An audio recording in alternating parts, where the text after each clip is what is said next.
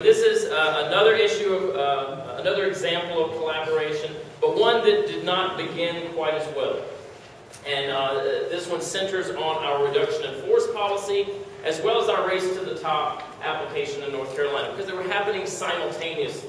At the beginning of the 2009-2010 school year, many of your school districts may have been in the same boat. Clearly, we were all expecting this economic tsunami that's heading our way this year, and so many districts began planning for that, not only in their budget talks, but also in revisiting their reduction in force policies, possibly. And of course, the race to the top policy, the race to the top applications were taking place at the same time. All the superintendents across the state in the first round of the application met with our state superintendent of public instruction, June Atkinson. We did the same. All the local FCAE presidents, 115 of each of us, met separately with June Atkinson to talk about our concerns. And obviously our concerns were different. Superintendents wanted to include and really understood that in order to apply for the race to the top, they needed to include some element of student performance in teacher evaluation. Our local presidents obviously expressed some concern about using test scores as a singular basis for measuring teacher effectiveness. That's one of the central issues that we're all discussing.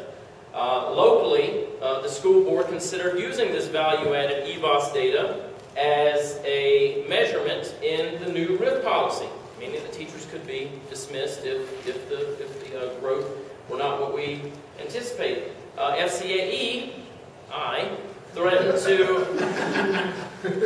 to refuse to sign the race to the top memorandum of understanding if the provision remained in the RIF policy. And none of this was decided yet. We didn't have a RIF policy. We had a RIF policy, but we had not revised it yet. And all of this is approaching that January deadline when those memoranda of understanding had to be signed.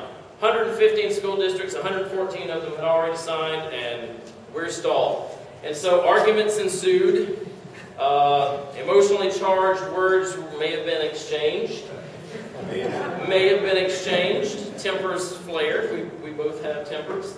And it probably represented the worst impasse that we had experienced as a school district, certainly in my tenure as president. I felt as though our concerns were not being incorporated into this new policy, and the superintendent's office felt like the association was ignoring the importance of student performance and holding the district hostage on the race to the top memorandum of understanding.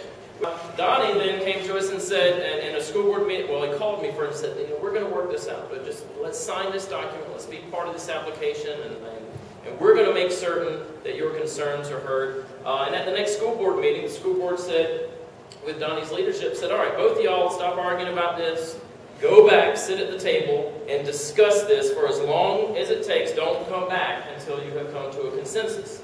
And so we did. And I didn't know how that was going to work. You know, we're not a collective bargaining state. This is the closest that I've ever experienced collective bargaining. And so what ensued was 7 hours of negotiations in 3 separate meetings with Dr. Martin, me, members of our personnel staff, and the school board attorney, hammering out a policy.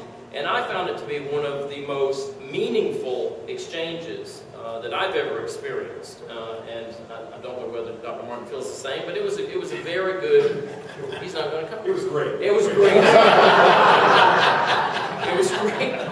But what resulted was a reduction in force policy that we could both embrace, that had elements of what we both wanted in it, and now is a balanced policy in weighing both seniority or experience and student performance. And so we can